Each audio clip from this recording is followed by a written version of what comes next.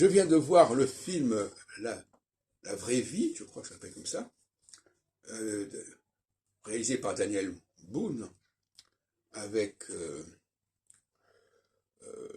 Charlotte Gainsbourg et Carole Merad. Alors c'est tout à fait intéressant parce que il correspond exactement à la phase équinoxiale dans laquelle on se trouve actuellement. C'est même caricatural. C'est la vie de... Et c'est probablement pas par hasard que Daniel Boone lance ce film à ce moment-là, puisqu'on est en période d'équinoxialité. Il nous parle d'un personnage qui a le souvenir d'un amour de jeunesse quand il avait 8-9 ans, et 50 ans plus tard, il voudrait retrouver cette personne. Bon. Ça, c'est typiquement le passage de la solsticialité, où quelque chose n'a pas pu se faire, quelque chose a avorté, à une phase équinoxiale où on voudrait que les choses se complètent et aboutissent.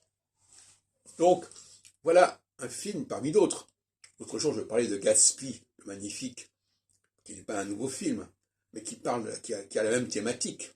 À savoir, il a aimé quelqu'un, il y a eu quelque chose qui a été amorcé, et puis des années plus tard, je crois que c'est 5 ans ou 7 ans plus tard, il voudrait que ça se concrétise, quelles que soient les conséquences par rapport à ce que la personne a pu vivre entre-temps, la personne aimée, etc.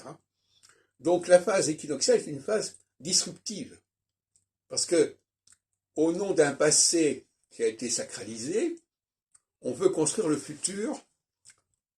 J'ai bien dit l'autre jour que la solsticialité nous renvoyait au futur et l'équinoxialité nous renvoie au passé, paradoxalement. Et donc on veut réaliser quelque chose, et je crois que dans proche de la consultation astrologique, il faut mettre ça au premier plan.